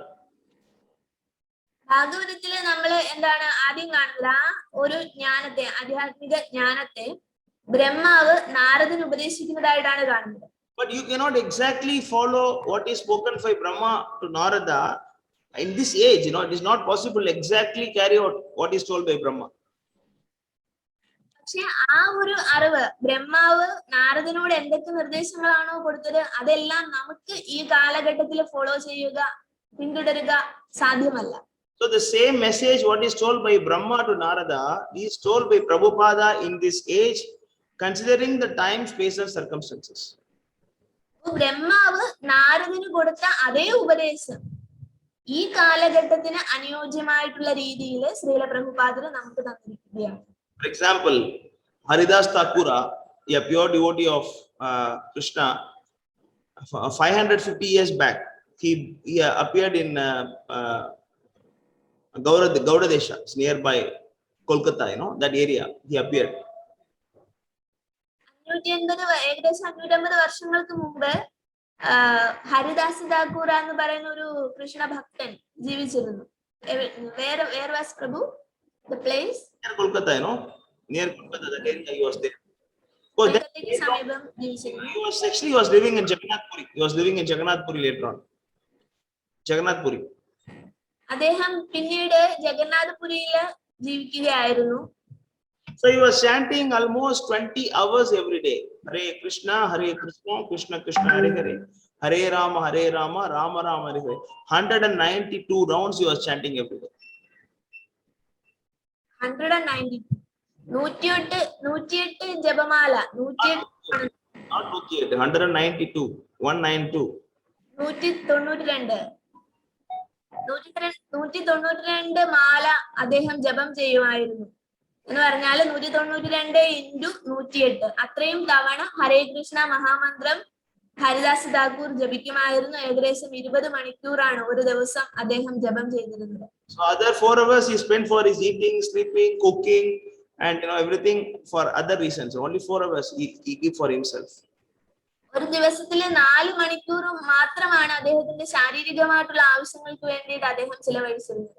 But Prabhupada's guru, Srila Bhaktisiddhanta Saraswati Thakur, when he was propagating this mission throughout India, and he asked everyone to chant 64 rounds every day, minimum. അപ്പോ ശ്രീല പ്രഭുപാദരുടെ ഗുരു എന്താണ് നിർദ്ദേശിച്ചതെന്ന് പറഞ്ഞാല് ഹരിദാസ് താക്കൂർ 192 മാലയായിരുന്നു ജപിച്ചിരുന്നത്. ശ്രീല പ്രഭുപാദരുടെ ഗുരുവായിട്ടുള്ള ഭക്തി സിദ്ധാന്ത സരസ്വതി താക്കൂർ പ്രഭുപാദ പറഞ്ഞിരുന്നത് 64 മാല ദിവസവും ജപിക്കണമെന്നുള്ളതായിരുന്നു കുറഞ്ഞത്. So it is actually about 8 hours every day. ആ 64 മാല ജപിക്കുന്നതിന് ഏകദേശം 8 മണിക്കൂർ എടുക്കും. So that was about 100 years ago. അതും ആ 64 മാല ജപിക്കുക എന്ന് പറയുന്ന നിർദ്ദേശം വന്നത് 100 വർഷത്തിന് മുമ്പാണ്. So Prabhupada actually then later on he brought this message to every part of that world. അതിനുശേഷം വന്ന ആചാര്യനാണ് ശ്രീല പ്രഭുപാദർ. അദ്ദേഹം ഈ ലോകത്തിന്റെ എല്ലാ ഭാഗങ്ങളിലും ഈ ഒരു മെസ്സേജ്, ഈ ഒരു സന്ദേശം എത്തിക്കുകയുണ്ടായി. Prabhupada's guru, Srila Bhaktisiddhanta Saraswati Thakur, he used to say that anyone who is not chanting 64 rounds, he is animal. അപ്പൊ ശ്രീല പ്രഭുപാദരുടെ ഗുരു എന്താണ് ആ സമയത്ത് 100 വർഷങ്ങൾക്ക് മുമ്പ് എന്താണ് പറഞ്ഞിരുന്നത്? 64 മാല ജപം ചെയ്യുന്നില്ല എങ്കിൽ എന്ന് പറഞ്ഞാൽ 64 × 108 തവണ ജപം ഹരേ കൃഷ്ണ മഹാമന്ത്രം ജപിക്കുന്നില്ല എങ്കിൽ ആ മനുഷ്യനായിട്ട് കൂട്ടാൻ സാധിക്കില്ല, ആ മനുഷ്യനൊരു മൃഗമാണ് എന്നുള്ളതാണ് പറഞ്ഞത്. But Prabhupada actually, when he brought this message to that Western countries, and he saw that Kali is progressing very fast, and then he said that you chant only 16 rounds minimum every day. Srila പ്രഭുപാദർ എന്ന് പറയുന്ന ആചാര്യൻ അത് 64 നിന്ന് കുറച്ചു. അദ്ദേഹം പാശ്ചാത്യ ദേശത്തൊക്കെ പ്രചരിപ്പിക്കുകയായിരുന്നു. അപ്പോ അദ്ദേഹം മനസ്സിലാക്കിയ കാര്യം എന്ന് പറഞ്ഞത് ഈ കലിയുഗത്തിലെ കലി വളരെ ശക്തമാണ്. അപ്പോ ഇത്രയും കൂടുതൽ ഒരു മനുഷ്യനെ ജപിക്കുക എളുപ്പമല്ല. അതുകൊണ്ട് തന്നെ അദ്ദേഹം ആ ഒരു ജപത്തിന്റെ എണ്ണം കുറച്ചു. 16 മാല ദിവസവും ജപിക്കണം എന്നാക്കി. So that is what I said, that Acharya, Guru will give the truth to you based on the time, space and circumstances. അതാണ് ഈ പറഞ്ഞതാണ് ഉദാഹരണം. എന്തിനുദാഹരണം? ശ്രീല ഓരോ ആചാര്യന്മാര് വരുന്നത് ആ കാലത്തിനനുസരിച്ചുള്ള നിർദ്ദേശങ്ങൾ തരുന്നതിന് വേണ്ടിയിട്ടാണ്. ശ്രീല പ്രഭുപാദരുടെ നിർദ്ദേശങ്ങൾ ഈ കാലത്തിന് അനുയോജിക്കുന്ന നിർദ്ദേശമായിരുന്നു. Even eating practice also, if you look at according to Manu Samhita, there are so many things you cannot eat, just like cabbage and carrot and radish and drumstick and so many things you cannot eat. But Prabhupada said, never mind, eat everything. You just keep only onion and garlic. Only these two things Prabhupada asked us to stop. എന്തൊക്കെയാണ് നമുക്ക് കഴിക്കാൻ പാടില്ലാത്തത് എന്നുള്ളത് ആ ഒരു ഗ്രൂപ്പില്, ആ ഒരു വിഭാഗത്തിൽ വരുന്നതാണ്. ക്യാബേജും ക്യാരറ്റും ഒന്നും കഴിക്കാൻ പാടില്ല എന്നാണ് നമ്മള് സസ്യഭക്ഷണത്തിലാണെങ്കിൽ തന്നെയും കഴിക്കാൻ പാടില്ല എന്നാണ് മനുസംഹിതയിലൊക്കെ പറയുന്നത്. പക്ഷെ ശ്രീല പ്രഭുപാദരുടെ നിർദ്ദേശം എന്ന് പറയുന്നത് ഉള്ളിയും വെളുത്തുള്ളിയും ഒഴികെ ബാക്കി സസ്യഭക്ഷണങ്ങളെല്ലാം കഴിക്കാമെന്നുള്ളതാണ്. Of course, you cannot eat meat, so don't say that you did not say meat. Meat and egg also you cannot eat. Prabhupada said that. എന്ന് പറഞ്ഞിട്ട് നമുക്ക് മാംസഭക്ഷണം ഉപയോഗിക്കാനുള്ള നിർദ്ദേശം പ്രഭുപാദർ തന്നിട്ടില്ല. മാംസഭക്ഷണമോ മീനോ മുട്ടയോ അങ്ങനെയുള്ളതൊന്നും കഴിക്കാനുള്ള നിർദ്ദേശം തന്നിട്ടില്ല.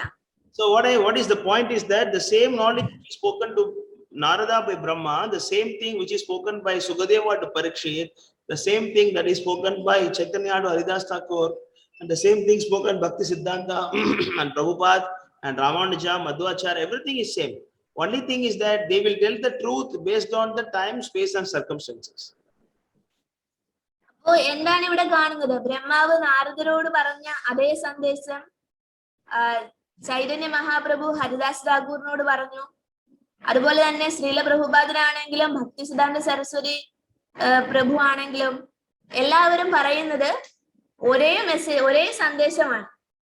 But if you want to understand Ramanujacharya, or you want to understand Shankaracharya, or you want to understand Madhvacharya, or even Krishna or Brahma, Narada, you take shelter of Prabhupada books. അപ്പോ എന്താണ് മനസ്സിലാക്കേണ്ടതെന്ന് പറഞ്ഞാൽ ഏത് ആചാര്യന്മാരുടെ നിർദ്ദേശങ്ങൾ നിങ്ങൾക്ക് മനസ്സിലാകണമെങ്കിലും ആ നിർദ്ദേശം മനസ്സിലാക്കാൻ നിങ്ങൾ ശ്രീല പ്രഭുപാദരുടെ പുസ്തകം വായിച്ചാൽ നിങ്ങൾക്കത് തീർച്ചയായിട്ടും മനസ്സിലാക്കാൻ സാധിക്കും. അതിലുള്ളതും ഒരേ തത്വം തന്നെയാണ്. That is the meaning of the word jnanam in this verse. Jnanam means the real truth about God. ജ്ഞാനം എന്ന് പറയുന്നതിന്റെ അർത്ഥം അതാണ്. എന്ന് പറഞ്ഞാല് ഒരിക്കലും മാറ്റമില്ലാത്ത സത്യം, അതാണ് ജ്ഞാനം. Then you can ask another question. What about other things?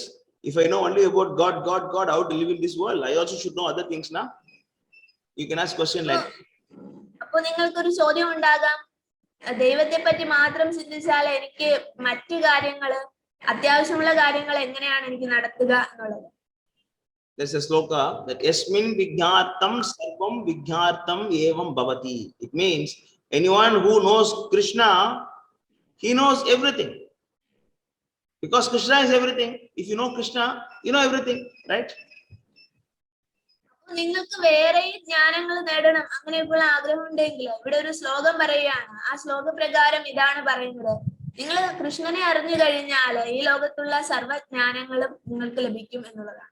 It means if you understand Bhagavad or that spiritual knowledge from a pure devotee like Prabhupada, you can understand Bible, you can understand Quran, you can understand the teachings of Lord Buddha, Shankaracharya, and Mahavir, and even atheistic people, and you can also understand the scientists.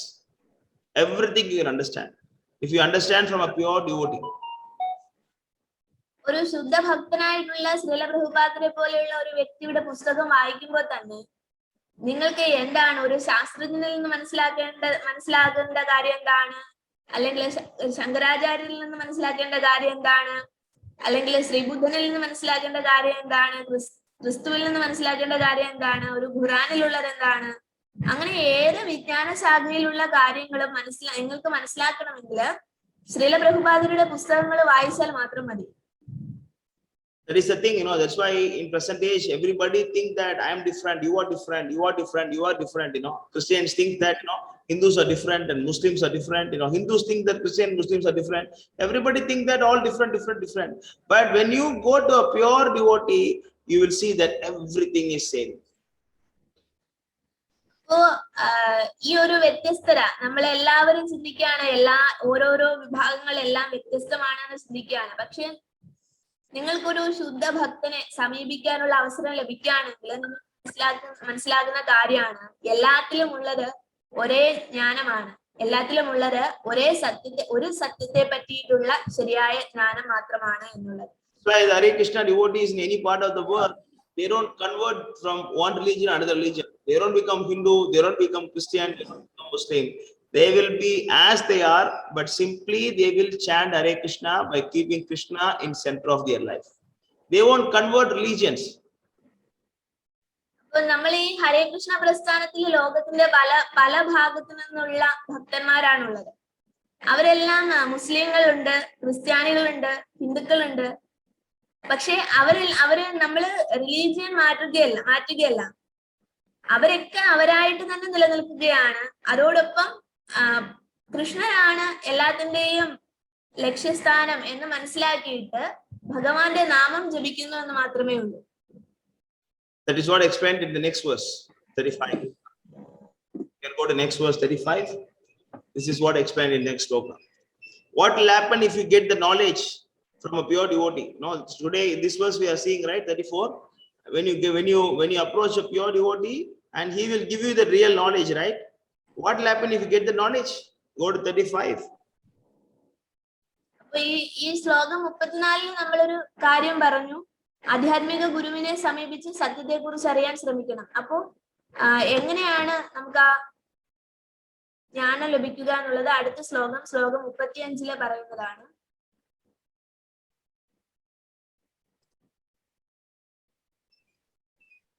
And just press next.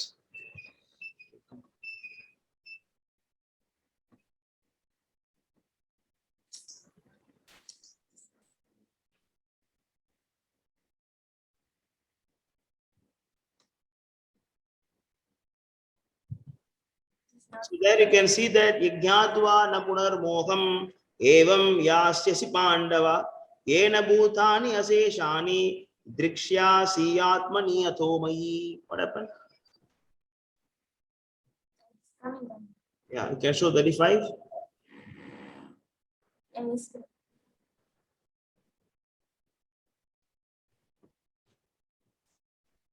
Yeah, read that. യജ്ഞാത്വാന പുനർമോഹമേവം യാസ്യസി Pandava യേന ഭൂതാന്യശേഷേണ ദൃശ്യസ്യാത്മന്യധൂമയി. Translation. ആത്മസാക്ഷാത്കാരം ലഭിച്ച ഒരു വ്യക്തിയിൽ നിന്ന് യഥാർത്ഥ ജ്ഞാനം ഗ്രഹിച്ചു കഴിഞ്ഞാൽ നീ ഒരിക്കലും മായയ്ക്ക് അധീനനാവുകയില്ല. സർവ്വജീവികളും പരമപുരുഷന്റെ അംശങ്ങളാണെന്നും അവ എന്റേതാണെന്നും നിനക്ക് സ്പഷ്ടമാവും. So yajnatva na punarmoham is very important word. Yajnatva means having knowing this. Na punarmoham. Punarmoham means you don't get this illusion again. യജ്ഞാത്വാന പുനർമോഹം എന്ന് പറയുന്ന വാക്കിവിടെ വളരെ പ്രധാനപ്പെട്ടതാണ്. യജ്ഞാത്വ എന്ന് പറഞ്ഞാല് യാതൊന്നിനെ അറിഞ്ഞിട്ട്, പുന ഏവം എന്ന് പറഞ്ഞാല് വീണ്ടും. Punarmoham. Moham means illusion. പുനർമോഹം എന്ന് പറഞ്ഞാല് വീണ്ടും ഈ മായ. So that actually, but if you see in this world, everybody is in this maya, and they always think that they want money, they want this and that. This all moham. That is actually illusion. നമ്മൾ ഈ ലോകത്ത് നോക്കുകയാണെങ്കിൽ തന്നെ ഭൗതികമായിട്ടുള്ള ജീവിതത്തെ മെച്ചപ്പെടുത്തുന്ന കാര്യങ്ങളിലാണ് എല്ലാവർക്കും വ്യഗ്രത, ആഗ്രഹമുള്ളത്. അതെന്ന് പറഞ്ഞാൽ എന്താണ്? ഈ മായയിൽ പെട്ടിരിക്കുകയാണ് അവര്. So if you go to a pure devotee who is, if you accept him as your guru, then from that knowledge you get from him, you won't get it any illusion. You understand only about the God, Krishna. ഒരു യഥാർത്ഥ ഗുരുവിനെയാണ് നിങ്ങൾ സമീപിക്കുന്നതെങ്കിൽ നിങ്ങൾ ഒരിക്കലും പിന്നീട് ഈ മായയിൽ പെട്ടുപോകില്ല. എന്ന് പറഞ്ഞാല് സ്വന്തം ഭൗതികമായിട്ടുള്ള ജീവിതം മെച്ചപ്പെടുത്താനുള്ള കാര്യങ്ങളിൽ കൂടുതലായിട്ട് പെട്ടുപോകില്ല. And after getting the knowledge, you understand one more thing, that yena bhutani aseshyani drikshyasi atmani athomai. It means everything is within Krishna. You'll understand that. നമുക്ക് ആ ജ്ഞാനം ലഭിച്ചു കഴിഞ്ഞിട്ട് നമുക്ക് എന്താണ് മനസ്സിലാകുന്നത്? എല്ലാത്തിലും ഉള്ളത് ആ പരമപുരുഷന്റെ അംശമാണ് എന്നുള്ളത് മനസ്സിലാക്കാൻ സാധിക്കും. Nothing is separate from Krishna. Everything is within him. You understand that. Even the Christians and Muslims, or even dog or ant, and everybody is within Krishna. You understand that. ഈ ക്രിസ്ത്യനാണ്, മുസ്ലിമാണ്, അല്ലെങ്കിൽ മറ്റു ജന്തുക്കള്, നായയാണ് അല്ലെങ്കിൽ പൂച്ചയാണ് എന്നൊക്കെ ആ ഒരു ജന്തുക്കളാണെങ്കിൽ തന്നെയും അതിലെല്ലാം ഉള്ളത് ഭഗവാൻ തന്നെയാണ്. അതെല്ലാം ഭഗവാന്റെ അംശങ്ങളാണ് എന്നുള്ളത് നമുക്ക് മനസ്സിലാക്കാൻ സാധിക്കും. You understand that everybody is part of Krishna, and you will not harm them or you won't disturb them. In other words, you want to keep everybody happy. Just like how much you like you will like everybody also in the same way.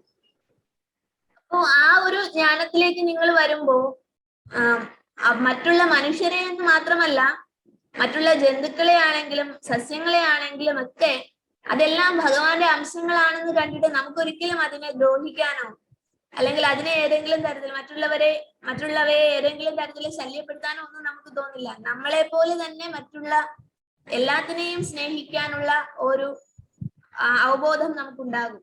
In other words, you will stop doing further sinful activities. അപ്പോ ഈ ഒരു ജ്ഞാനത്തിലേക്ക് നമ്മൾ വരുമ്പോ നമ്മുടെ പാപങ്ങൾ ചെയ്യുന്ന കാര്യങ്ങള് നമ്മൾ ചെയ്യുന്ന പാപം നമ്മൾ കുറയ്ക്കും. So what happened when you stop doing sinful activities?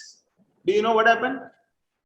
നമ്മൾ ആ പാപങ്ങൾ ചെയ്യാതിരിക്കുമ്പോ നമ്മുടെ പാപപ്രവർത്തനങ്ങൾ നമ്മൾ നിർത്തുമ്പോ നമുക്ക് എന്താണ് സംഭവിക്കുന്നത് എന്ന് അറിയുമോ? Anybody want to try answering what will happen if you stop doing sinful activities? Anybody want to say? ആർക്കെങ്കിലും ഉത്തരം അറിയാമോ? നമ്മൾ ഈ പാപങ്ങൾ ചെയ്യാതിരിക്കുമ്പോൾ നമുക്ക് എന്താണ് സംഭവിക്കുന്നത് എന്നുള്ളത്? Ritesh, what do you think? You are there? Ritesh, Yes. What do you think will happen if you stop doing any sinful activities? Yeah, it will increase the pace of our journey towards God. Actually, it will stop your karma cycle. It will stop your samsara cycle. Because yes. take birth here because of our sinful activities only, na?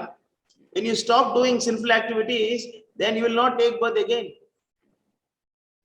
അപ്പോ ആ പാപപ്രവർത്തനങ്ങൾ നമ്മൾ നിർത്തുമ്പോ നമുക്ക് എന്താണ് സംഭവിക്കുന്നത്? നമ്മളുടെ ആ ജനന മരണ ചക്രവും അവിടെ നിർത്തലാക്കപ്പെടുകയാണ്. See how it is all nicely related, First you have to go to a guru who is having knowledge, then you have to serve him, then you will get the knowledge. After getting knowledge, you will see everything is part of Krishna. When you know everything is part of Krishna, you stop hurting others. And then when you stop hurting others, then your sinful activities stop. When your sinful activities stop, then your punarjanma also stops. അപ്പൊ ഇതെല്ലാം എങ്ങനെയാണ് ബന്ധപ്പെട്ടിരിക്കുന്നതെന്ന് നമ്മൾ മനസ്സിലാക്കുക. എങ്ങനെയാണ്? നമ്മൾ ആദ്യം ഒരു ഗുരുവിനെ അന്വേഷിക്കുന്നു, കണ്ടെത്തുന്നു, അദ്ദേഹത്തോട് ചോദ്യങ്ങളെ ചോദിച്ച് അദ്ദേഹത്തിൽ നിന്ന് ജ്ഞാനത്തെ നേടുന്നു. ആ ജ്ഞാനം ലഭിച്ചതിന് ശേഷം നമ്മള് ഭഗവാനെ എല്ലായിടത്തും കാണുന്നു. ഭഗവാനെ എല്ലായിടത്തും കാണുമ്പോഴത്തേക്ക് നമ്മളുടെ പാപപ്രവർത്തനങ്ങളെല്ലാം നമ്മൾ നിർത്തിവെക്കുകയാണ്. നമ്മൾ സ്വയം നിർത്തുകയാണ്. നമ്മളുടെ പാപപ്രവർത്തനങ്ങൾ നമ്മൾ നിർത്തുമ്പോൾ നമ്മുടെ കർമ്മം അവസാനിക്കുകയാണ്. അപ്പോ ആ കർമ്മത്തിന്റെ ഫലമാണ് നമ്മളുടെ ജനന മരണ ചക്രം. അത് പൂർണ്ണമായും നിർത്തലാക്കപ്പെടുകയാണ്. This is what explained in next verse. You see how it is connected? 34 to 35 and 35 to 36. Go to 36. This is what explained in next verse. Apiche. അടുത്ത ശ്ലോകത്തിലേക്ക് നമുക്ക് പോകാം. ശ്ലോകം 35, 36. Apiche tasi papebhyah sarvebhyah papagrittamah sarvam jnana plavenaiva vijratam santarishyasi. ശ്ലോകം 36 ആണ് പറയുന്നത്, പാപികളിൽ വെച്ച് മഹാപാപിയാണെന്നിരിക്കലും അതീന്ദ്രിയ ജ്ഞാനമാകുന്ന തോണിയിൽ സ്ഥിതി ചെയ്യുമ്പോൾ നിനക്ക് ഈ ദുഃഖം തരണം ചെയ്യാൻ സാധിക്കും. So this world is samsara sahara. It is mentioned that actually it is the sahara means ocean. This ocean of samsara, repeated birth and death. It means you cannot cross. It's very difficult to cross by yourself. അപ്പൊ നിങ്ങൾക്ക് നിങ്ങളുടെ ജനന മരണ ചക്രം, ഈ ഒരു ലോകത്തിൽ നിന്ന് നിങ്ങൾക്ക് മോചനം അത് നേടണമെങ്കിൽ അത് നിങ്ങൾക്ക് സ്വയം സാധിക്കുന്ന കാര്യമല്ല. So is it easy to swim across the ocean and reach the other side? Is it possible? നിങ്ങൾക്ക് സ്വയം ഒരു സമുദ്രത്തെ മറികടക്കാൻ സാധിക്കുന്നതാണോ? There will be waves and there will be all dangerous species inside that, so it is actually not easy to cross the ocean by swimming. നമ്മൾ സ്വയം നീന്തി ഒരു സമുദ്രത്തെ മറികടക്കാൻ ശ്രമിക്കുകയാണ്. ആ സമുദ്രത്തിൽ എന്തെല്ലാം ഉണ്ടാകും? ശക്തമായിട്ടുള്ള തിരമാലകൾ ഉണ്ടാകും, അല്ലെങ്കിൽ അപകടകരമായിട്ടുള്ള ജീവികൾ ആ സമുദ്രത്തിൽ ഉണ്ടാകും. അപ്പോ അത് പ്രയാസമില്ലാത്ത, നിഷ്പ്രയാസം നിങ്ങൾക്ക് ഒരു സമുദ്രത്തെ ക്രോസ് ചെയ്യുക, സമുദ്രത്തെ മറികടക്കുക എളുപ്പമാണ്. So the same thing for samsara sahara also. When you want to cross over the samsara, there are so many things that stop you from crossing. അതുപോലെ തന്നെയാണ് സംസാര സാഗരത്തെ നീന്തി അക്കരെ കടക്കുക എന്ന് പറയുന്നത്. ഇവിടെ ഒരുപാട് അപകടകരമായിട്ടുള്ള കാര്യങ്ങളെ നിങ്ങൾക്ക് നേരിടേണ്ടി വരും. So if you want to cross the ocean, you need either a boat or a ship. അപ്പോ നിങ്ങൾ ഒരു സമുദ്രത്തെ മറികടക്കാൻ നിങ്ങൾ ഒരു തോണിയെയാണോ ആശ്രയിക്കുക, അല്ലെങ്കിൽ ഒരു കപ്പലിനെയാണോ ആശ്രയിക്കുക? So the plava means boat. You can see in the sloka, plava, the word is there, plavenaiva it is there. Plava means boat. പറഞ്ഞാല് തോണി എന്നാണ് അർത്ഥമാക്കുന്നത്. So jnana plava, the word mentioned is here in this verse is jnana plava, means you must take a boat. അപ്പൊ ഇവിടെ ജ്ഞാനപ്ലവം എന്നാണ് പറയുന്നത്. ജ്ഞാനപ്ലവം എന്ന് പറഞ്ഞാല് അറിവാകുന്ന തോണി. So when you are sitting within the boat, that is knowledge given by your spiritual master, you can cross the samsara ocean. അപ്പൊ ആ ജ്ഞാനമാകുന്ന തോണിയിലാണ് നിങ്ങൾ സ്ഥിതി ചെയ്യുന്നത് എങ്കിൽ നിങ്ങൾക്ക് നിഷ്പ്രയാസം ഈ സംസാര സാഗരത്തെ മറികടക്കാൻ സാധിക്കുന്നതാണ്. Now Krishna is starting this word, apicheta asipabe. Papa means sin, apichet. Api means even though you are actually most sinful person, doesn't matter. Still, if you take shelter of the knowledge, the boat of knowledge, you can cross over. അഭിചേതസ്യ എന്ന് പറയുന്ന വാക്ക് ഇവിടെ പ്രധാനമാണ്. എന്ന് പറഞ്ഞാല് പാപികളിൽ വെച്ച് മഹാപാപിയാണെങ്കിൽ കൂടിയും നിങ്ങൾക്ക് ആ അതീന്ദ്രിയ ജ്ഞാനമാകുന്ന തോണിയില് നിങ്ങൾ സ്ഥിതി ചെയ്യുന്നുവെങ്കിൽ നിങ്ങൾക്ക് തീർച്ചയായിട്ടും ഈ സംസാര സാഗരത്തെ മറികടക്കാൻ സാധിക്കും. Papebhyah means sinner. Apichet asi papebhyah sarvebhyah. Sarva means everything, you know. And papa krittamaha. Again, you see how much is Krishna is putting papa krittama. Tama means the lowest. Actually, tamaha means lowest. You are a most dangerous sinner of all sinner. How Krishna is putting? It does not just say sinner. He's saying actually most dangerous sinner of all sinners. Even if you are that much actually fallen, if you take shelter of a spiritual master, that is a knowledge given by the spiritual master, you can easily cross over.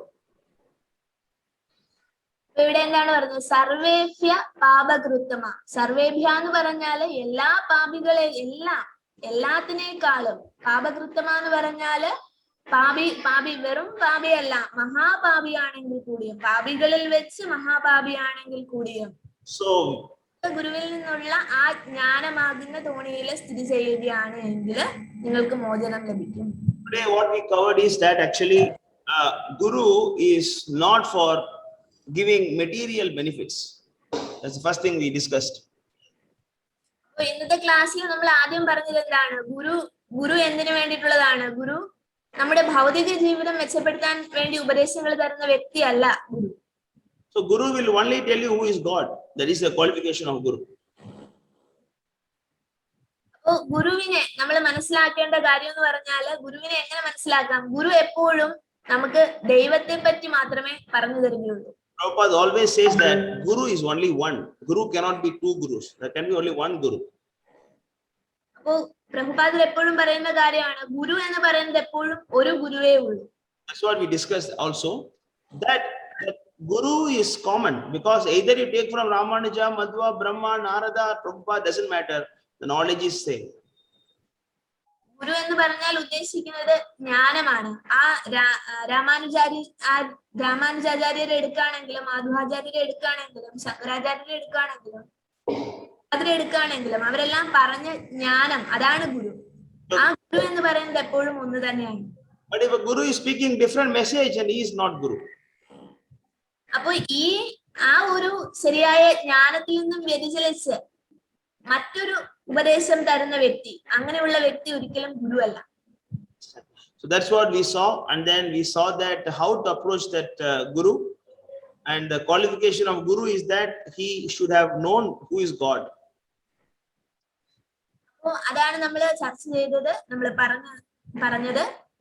അതിനുശേഷം ഗുരുവിന്റെ ഗുണങ്ങൾ എന്താണെന്ന് പറഞ്ഞു. ഗുരു എപ്പോഴും ദൈവത്തെ പറ്റി മാത്രമാണ് പറയുന്നത്. The next thing what we see, after you find such a Guru who is a pure devotee, you have to approach him, ask submissive questions, and then serve him. പിന്നെ അങ്ങനെയുള്ള ഒരു ഗുരുവിനെ നമ്മൾ കണ്ടെത്തി കഴിഞ്ഞാൽ പിന്നീട് എന്താണ് ചെയ്യേണ്ടതെന്ന് പറഞ്ഞു. അദ്ദേഹത്തിൽ നിന്നും ആദ്യം ചോദ്യങ്ങൾ ചോദിക്കുക, പിന്നീട് അത് ഗുരുവാണ്, ശരിയായ ഗുരുവാണ് എന്ന് മനസ്സിലാക്കി കഴിഞ്ഞാൽ പിന്നീട് ഗുരുവിന്റെ നിർദ്ദേശങ്ങൾ അതേപടി സ്വീകരിക്കുക, അദ്ദേഹത്തിന് സേവ ചെയ്യുക. After you serve him, and he is going to give you knowledge. താങ്കളുടെ സേവനത്തില് തൃപ്തനാവുകയാണെങ്കിൽ ഗുരു ജ്ഞാനം പകർന്നു തരും. After you get the real knowledge, you will see everything is part of Krishna. അപ്പൊ അദ്ദേഹത്തിൽ നിന്നും, ആ ഒരു ശുദ്ധഭക്തനിൽ നിന്നും നിങ്ങൾക്ക് ആ ജ്ഞാനം ലഭിക്കുമ്പോൾ നിങ്ങൾക്ക് എല്ലാത്തിലും ഭഗവാനെ ദർശിക്കാൻ സാധിക്കും. After getting that knowledge, and that knowledge will act like a boat that can cross over the samsara cycle and take you to Vaikuntha. താങ്കൾക്ക് ആ ജ്ഞാനം ലഭിച്ചു കഴിയുമ്പോൾ ആ ജ്ഞാനമാകുന്ന തോണിയിലൂടെ താങ്കൾക്ക് ആ സംസാര സാഗരത്തെ മറികടക്കാൻ സാധിക്കുന്നതാണ്, വൈകുണ്ഠത്തിലേക്ക് മടങ്ങാവുന്നതാണ്, ജനന മരണ ചക്രങ്ങള് അവസാനിപ്പിക്കാവുന്നതാണ്. Kunta means anxiety. Vaikuntha means no anxiety. It means there is no problem. That is the place. Kunda എന്ന് പറയുന്ന ആ വാക്കിന്റെ അർത്ഥം എന്ന് പറയുന്നത് എന്താണ്? ആകാംക്ഷ നിറഞ്ഞ എന്നാണ്. വൈകുണ്ഠ എന്ന് പറഞ്ഞാല് ആകാംക്ഷകളില്ലാത്ത, ആകാംക്ഷ മുക്തമായ സ്ഥലം എന്നാണ്. So this world is full of dukkha, dukkhalayam, and in Vaikuntha there is no dukkha, only happiness. Anandamayobyasa. വൈകുണ്ഠത്തിന്റെ പ്രത്യേകത, ഈ ലോകത്തിന്റെ പ്രത്യേകത എന്താണ്? ഇവിടെ ഇത് ദുഃഖം നിറഞ്ഞ ലോകമാണ്. വൈകുണ്ഠത്തിന്റെ പ്രത്യേകത എന്ന് പറഞ്ഞാല് അവിടെ ദുഃഖങ്ങളില്ല, സന്തോഷം മാത്രമുള്ള ലോകം. So we stop here, and then in next class we will be explaining further about Guru, and Guru is a huge topic, and today this is what we discussed. Guru can be one who knows the knowledge, but next was, tomorrow class we'll be discussing that how to find such a Guru, what is the qualification of such a Guru, that's all we discuss in next class. ഈ ഒരു class ഇവിടെ അവസാനിക്കുകയാണ്. ഈ പറഞ്ഞ കാര്യങ്ങളൊക്കെ മനസ്സിലായി കാണുമെന്ന് വിചാരിക്കുന്നു. അടുത്ത ക്ലാസ്സിൽ നമ്മൾ എന്താണ് ഗുരുവിന്റെ ഗുണങ്ങൾ എന്താണെന്നൊക്കെ നമ്മൾ പറയുന്നതാണ്. So anybody has any question? Sorry, it took more time today. എന്തെങ്കിലും ചോദ്യങ്ങളുണ്ടോ? ചോദ്യങ്ങൾ ചോദിക്കാനുണ്ടോ? Okay, if no questions we can stop here. So we will continue next class the Guru Tattva, which is very important. ക്ലാസ്സിൽ നമ്മൾ ഗുരുതത്വം തുടരുന്നതാണ്. ഈ class അവസാനിക്കുകയാണ്. ആർക്കും ചോദ്യങ്ങളൊന്നും ഇല്ല എന്ന് വിചാരിക്കുന്നു. So we request all of you to chant Hare Krishna mantra whenever you get time. Chant Hare Krishna, Krishna Krishna Hare Hare, Hare Rama, Rama Rama Hare Hare. So Mataji will be posting that mantra in the group after the class. You try to chant whenever possible. You just chant. Okay. എപ്പോഴൊക്കെ സമയം കിട്ടുന്നുണ്ടോ അപ്പോഴൊക്കെ ഹരേ കൃഷ്ണ മഹാമന്ത്രം, ഹരേ കൃഷ്ണ കൃഷ്ണ കൃഷ്ണ ഹരേ ഹരേ, ഹരേ രാമ രാമ രാമ ഹരേ ഹരേ എന്നുള്ള മന്ത്രം ജപിക്കുക. ഈ ക്ലാസ്സിന് ശേഷം ഞാൻ ആ മന്ത്രം ഗ്രൂപ്പിൽ ഇടുന്നതാണ്. ഓൾറെഡി ഇവിടെ ജപിക്കുന്നവരുണ്ട്. Subhadra Mataji, Shobhana Mataji. Okay. Those who are not chanting, you can try to chant sometimes. That will be good for you. And that video will be shared to the group. You share the video to everybody, so that will be beneficial to them.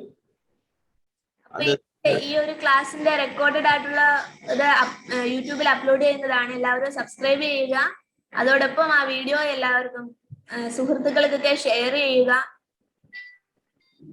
Okay, so we stop here. Thank you very much. So we see you next week. Hare Krishna. Jai Prabhupada. എല്ലാവർക്കും നന്ദി. Class Thank you very much. Hare Krishna. Jai Prabhupada.